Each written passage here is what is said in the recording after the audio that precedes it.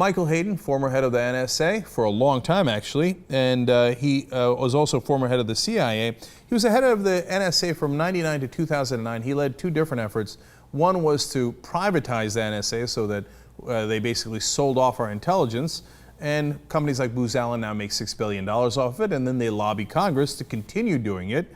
They give political donations so that it becomes an endless cycle of national security concerns, right? And he's talking to a cybersecurity group in Washington called the Bipartisan Policy Center. We're also going to talk about the second thing that Michael Hayden did under his watch. And so this group is beginning to acquire capacities that maybe a year or two or three ago we equated only with some of the more competent, more capable groups. So he sets up this speech as like, wait a minute now, what are these people who are in favor of privacy rights, people who say that we should listen to the United States Constitution, what are they going to do? Well, we've got the tape for you guys, and we want to run it for you. I mean, this is awesome fear-mongering 101, thrown in with a bunch of absurdity that we'll pick apart as soon as we watch it. Let's go. So those are your sins, right? Stealing your stuff, disrupting your network, destroying your infrastructure. Who are the sinners? Nation states. You know that. Criminal elements. And then finally, this third group that I really have trouble defining, nihilists, anarchists, activists, LawSec, anonymous, 20-somethings who haven't talked to the opposite sex in 5 or 6 years. Okay? Okay.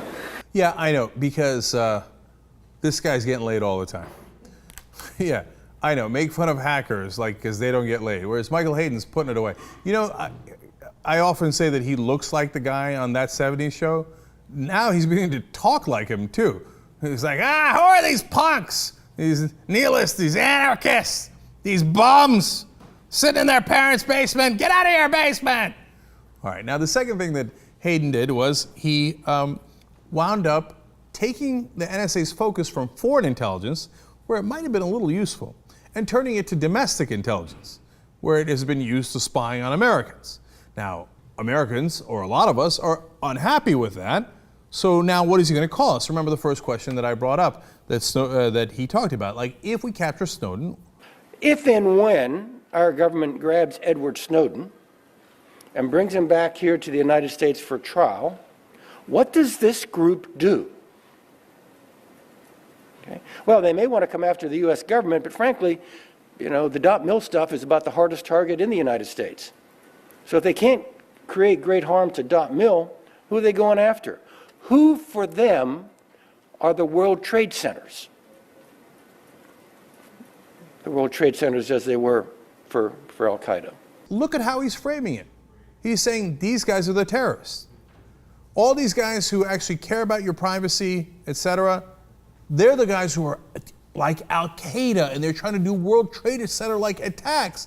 If they attack the NSA at all, or any program we might be doing, well, they're pulling a World Trade Center. Now, he explains further. I'm just trying to illustrate that you've got a group of people out there who make demands whose demands may not be satisfiable, may not be rational from other points of view, may not be the kinds of things that government can accommodate. In other words, they're hostage takers, again, implying they're terrorists. We can't satisfy their demands. They're irrational. And they might attack us like the Al-Qaeda did during 9/11. Now, when asked, hey, wait a minute, when you're talking about possible cyber terrorist attacks, if we capture Snowden, do you have any actual information or intelligence on that? Here comes my favorite quote. He said that his predictions were, quote, entirely speculative, not predictive. That's the guy who ran the NSA and the Central Intelligence Agency combined for over a decade.